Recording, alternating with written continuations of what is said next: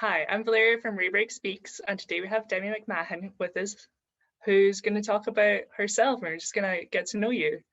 So, Ah, if you just want to introduce yourself and like talk about your work, your passions. yeah, so I'm Demi McMahon, an NHS worker and also singer-songwriter from Dundee, Scotland. My passion is singing and songwriting and performing, and also my passion is caring for people. I love working in the job that I do, and also I love singing and putting on shows for lots of people around the UK and world. That's amazing. If you don't mind me asking, what is your NHS role? I'm a healthcare assistant in Wales Hospital. Awesome. Um, out of curiosity, do you see any kind of like creative connection between the two like passions you have between being like an Yeah, NHS? Yeah. I think in a way, I think caring, I think caring, I think you give a lot, like caring for people. And I think as well, like when you're singing and performing, you're again putting out your caring nature to lots of people. And also they can take something from the songs and music, and also patients can take something from the kindness and compassion you give them as well. So it's kind of similar, they kind of go hand in hand, I think. Yeah, of course. No, that's a great look on it. So obviously I have to ask you as an NHS worker about lockdown and if your like outlooks on life have changed or if you've like learned anything from this really tough situation. Yeah, I think in the NHS job that I do, I think we've got like our staff from our ward and various wards around Ninewells got put to the COVID ward, and that was a real eye opener because you see it on TV, but it's not as real as it is when you walk into the ward and see how sad and like overwhelming it could be for a lot of us, because like you're used to caring for people in different wards, but I think because of this pandemic, no one really prepared for it. So to go there and like care for all these poor souls, it's just been an eye opener. I'm grateful as well to have the chance to care for all these people as well, because they're all struggling in these COVID wards and circumstances. And I think it's an honour to look after them and be there as well as a family member, which has been quite difficult to see as well, because a lot of the people have been struggling, without their family and loved ones. So we had to kind of play that role of being, oh, I feel emotional, being like their loved one too. So yeah. I think as well it's been hard, like for people like in the creative industry, they love putting on shows and like um putting on, gigs and stuff like that. So for that to be just virtual is quite hard as well, because you're used to seeing like lots of people at different gigs all the time and putting that performance out. So it's been difficult as well, but I'm so grateful for technology. Yeah. Mhm. But yeah, no, thank you very much for all your hard work in the NHS. Oh, that's But okay. yeah, Thank you as well. no, I mean everyone appreciates it, honestly. Um, just going back to your singing and passions, have you been able to keep that up during lockdown? Yeah, I've been like doing a lot of virtual online gigs, which is amazing because I'm like thankful for technology to be able to do that, because I think in the olden days I'd be really struggling because like you miss that connection with people, like through music and singing. So I'm so grateful for that. I've been like doing like online gigs, charity gigs, and um singing, writing music and stuff like that. So it's been quite good that way as well. But I can't wait till the real gigs come back. Yeah, of That'll be course.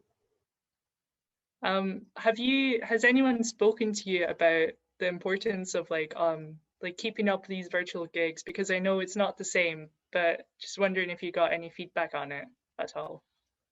Yeah, I think a lot of people are like so grateful for the virtual gigs, because again, like a lot of people love going to see live music. So I think for them not to have it, and they've also got it now virtually, it's not the same, but it's still something better than nothing, I suppose. So I think a lot of people are really appreciating it and look forward to seeing musicians again, like in person again. That'll be good, like real shows. So that'll be good fun. So it's good that people appreciate it, and I appreciate their support as well. So I'm really grateful. Um, is there anything you're working on or organizing for when lockdown eases? Yeah, I've got a couple of things coming out soon, so that'll be good. I'm currently in the middle of collaborating with two DJs from England, so that'll be coming out soon. So I can't wait to share it with you all. So exciting, yeah. So I can't wait. So I've got that to focus on and other things as well in the pipeline. So it'll be good, yeah. Will this be like again virtual or more towards like physical gig with like social distancing, or I'm not sure which measures will apply, but yeah. I'll be virtual to begin with, and then I think when the real gigs happen again, it'll probably be obviously social distance, but at least it'll be a foot in the door again to try and get back onto the normality of real gigs. Then it'll become like real, putting out. I can't say too much, but it's putting something out in a real way. You'll know what I mean then. Yeah, Yeah. of course. Yeah, no, I mean, I personally know I'm so excited to like actually like go to something live and see people in actual human form rather I than through a know. screen. Yeah. It'll be Um, amazing.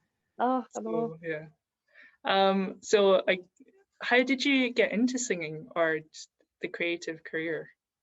Yeah, so I've always like loved singing from a young age of 8 years old. I grew up like in a household with mum and my dad. They always used to play like different genres of music, Mariah Carey, Bob Marley, Eva Cassidy, like just loads of 80s, and I've always just had a passion for singing, you know, like kind of people say you're born to do whatever you're meant to be doing. And I just think I've always like loved singing from a young age and just kind of listen to all these singers, you know, like Mariah Carey and all these people, and you just think like, oh, I love their songs, and then you sing it. And then I used to do like talent shows at school, and I always like loved the feeling, you know, you got on stage by um singing to people. It was always a great feeling. I always thought, oh, I love doing this and want to keep doing this and doing like a live gig, which I'm doing some, well, not just now, but when it when it comes back, I'll be doing. So I'll be good. Yeah, I'm so grateful to do that and also like care for people as well. So it's good. I love what I do. So I'm grateful. Thank you. Are there any like transferable life skills, I guess, that you've gained from singing? Oh, good question. I don't know. What do you mean? I'm not sure. Well, I guess maybe like I draw or paint, and so I have had to learn how to like assert myself and be like, so this is like the price that it is, and like I don't know. I guess like um just personal development skills. Uh, no, but I think I know what you mean. I think it's funny when you look back how you have a passion for singing and then you like start off in like these little like pubs and open mics, and then looking back it's funny how it just grows from like being like little pubs to like then like festivals and then like Edinburgh festivals. And that's quite cool because you just think like to begin with you're like, oh, I love singing, I love music, and I want to pursue a career in music. And then you're like very humbled to get like further and further, you know, where you're singing like doing like big shows and stuff. So that's quite cool. It's like a life skill because you see how far you've come from doing like the little small pub gig, which I still love doing, by the way. Yeah, of Yeah. course. Yeah. Um. So I on the subject of growth, I guess. Um. Yeah. Yeah. Yay, the best. So Diamond Ellie appeared in one of your videos, Baby Steps. Oh, How amazing. is it seen like her growth and like her development and career? Oh, amazing. Because she's like an amazing person in and out drag, and so are other two queens that are in the video as well. That was before, obviously, she was on the show and before the pandemic. But yeah, I knew her from like festivals and like pride events and stuff like that. And we always like go on. I think it's like we had that connection because we're like creative people. And yeah, I'm so happy for her, him, both of them, and what they've achieved. So well done. So yeah, it was good. And I had them in that video and it done well at the time, and it's still doing quite well because a lot of people see it now and be like, oh, I know them queens, because obviously like the drag scene is quite big in the UK and out with as well. So it's quite good. Yeah. Hmm. Yeah, no, it's really cool to see like someone from like just nearby like progressing and I growing and becoming like a know, sensation. amazing. Yeah, I it's know, it's amazing. amazing. So happy. It's dead good. Yeah. Aww. There's so nice Um, people. It's always a good thing. Yeah. yeah, definitely. So you've mentioned that your family kind of influenced your singing. Is there anything else that has impacted it, I guess? Um, I think I feel like my gran, that's no longer here, but years ago she used to love singing at parties. Like she didn't do like gigs or nothing, but she loved to sing more like at parties, and she had an amazing voice. And she was an influence as well. Also, years ago, I remember seeing a show. I was like really young at the time, and there was a woman who sang "Somewhere Over the Rainbow," and that emotion I felt from her singing that, I felt myself um, knowing that I would want to like pass on that emotion to people while singing as well. So there's a few influences. I think, yeah, I've just always loved music, and I still keep loving music and just want to keep going with it. And can't wait for real gigs. I keep saying that, but I really can't. Yeah. Um, is there a certain type of maybe genre that you're drawn to? Yeah, I love a mixture, but I love pop, dance, reggae. I love a ballad as well. Love it like all them are my like favorite kind of genres. But then I also love other songs like rock and that I can turn into my own version. So it's like my own stamp on it, I feel like, yeah. Yeah, like your own personality coming through in it. Yeah. Yeah, Yeah. yeah. Is there anything that you've like something new that you've taken up during lockdown or like tried during lockdown? Yeah, I think just I've been doing more like because we're all kind of bored in a way because we kind of it's like a routine just now. You go to work, you come home, you do live gigs, well, live on virtual gigs, and then I've been like taking up like loads of walking and yeah, fitness and stuff like that. So that's quite good fun as well because you would do that anyway, but I think because you've got more time as well, you kind of think like I'll go and walk for miles and then come back. Yeah, so that's Yeah, been good. fun. Yeah. Yeah. Um, so my next question, I guess, is maybe personal curiosity, but like, so I've noticed that lockdown has given people the chance to like maybe try out something that they've always wanted or like have been really hesitant or like it's daunted them. And like now it's like the time to try it out. Like you have, you know, more free time, all these opportunities Yeah. online. Um, is there something that you've kind of really always wanted to try in life, but haven't really had the chance? Then a hard question. I've not really thought about that actually. That's quite a hard one. No, that's bad. I don't know. Maybe it'll come to me later on. I'll be like, actually, I should have said that. But no, I'm just like, I think like the fitness thing like is good because like I would do it. Obviously, like fitness, obviously, we try and keep healthy and that. But I think you do the lockdown and cause you know about the COVID and pandemic, you push yourself more with like walking and fitness as well because you think um like COVID's quite bad and affects people differently and stuff like that. So I think yeah, pushing yourself like to be healthy as you can kind of thing. I don't know. Hopefully that's okay. Yeah, no, it's your opinion, of course. Yeah, Um, yeah. yeah. So another thing that I wanted to ask you about is the World UK Karaoke Championships that you participated in. Yeah, that was amazing. That was good fun as well. Yeah, that was like another platform as well because you couldn't do real gigs, so that was another online platform to again showcase your passion in singing. And yeah, I got to the final, so that was really I was like blown away with that. I was like, yeah, so happy and proud. So that was Yeah, good no, fun. well done. That's amazing. Thank Yeah. you. Is there like I guess anything that you've gained from that? Yeah, I've gained no followers. No, I've gained well that as well. But no, I've gained a few like online friendships as well. You know, like again they've got passions for music, so we've got the kind of that connection there. You know, like we're all in the same boat kind of thing, in the same competition. So yeah, I've gained that. I've gained yeah, I think that's about it really. Yeah. Yeah, no, of Sorry. course. No, no, absolutely. So you mentioned like online friends. Obviously, like we've been interacting online now. Um, Yeah. do you think your like I guess network of friends has grown, or like the opportunity to be online has like given you more opportunity to socialize? Yeah. Yeah, I think like doing the live gigs, you're doing it on like different kind of groups, like virtual pub groups, and there's a lot of people on it that you don't really know either. So they're all in it for like the live music, and then you've got that connection with like new other people, which you would do in real life at a real gig. You have that connection with random different people that you then grow to be like having friendships with different people as well, which is cool because they love your music and they're nice people. And that's not like everyone. You obviously, I can't be like you sometimes. Obviously you're gonna get the drunken mum, but but yeah, I'm grateful for all the connections that you gain as well. You know, it's quite cool how music and creativity works. You meet people, and again, you can go into a next gig and meet other people and stuff like that. So it's good how it works. You know, like that connection and everything. Yeah.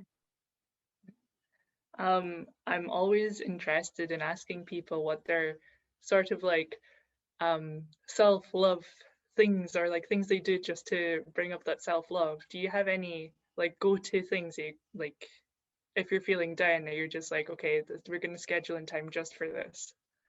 Oh well, I always say to people, like people have said in the past, you know, like they felt down and sad and stuff like that, and also like did a Samaritan gig, charity gig, you know, to help awareness for people that are feeling down. And I always think, like when people are feeling down, not doesn't help everyone, but put like music on and it always like helps people in certain ways because people in the past have said like they felt like really sad and stuff, and I said like, oh, how do you not put some music on, your favorite kind of music, even if you don't feel like you want to put that music on, but just put it on and you will actually feel a difference. And they've put it on and they've actually felt a difference and had that self-love, you know, from again that connection with music. So I think music heals as well, which is quite cool. Yeah, I was actually thinking about that recently. The fact that just listening to music in your earphones has just become like a norm.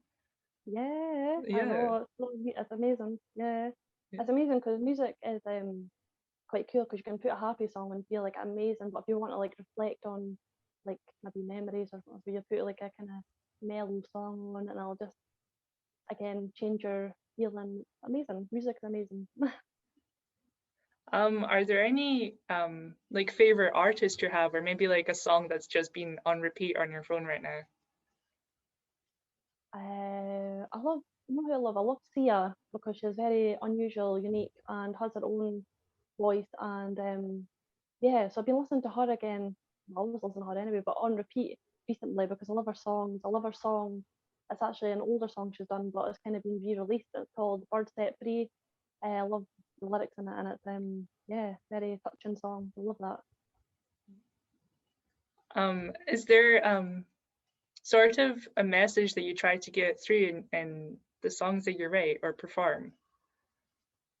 Yeah, like different kind of like different songs that I write is for different things in people's lives. Like it could be a love song of like people have been through um relationships or love and they've lost loved ones as well. Like I've got a song, it's called Heart of Gold, and that's about my gran because she was an inspiration and had a heart of gold. She was always nice to everyone. So I wrote a song dedicated to her.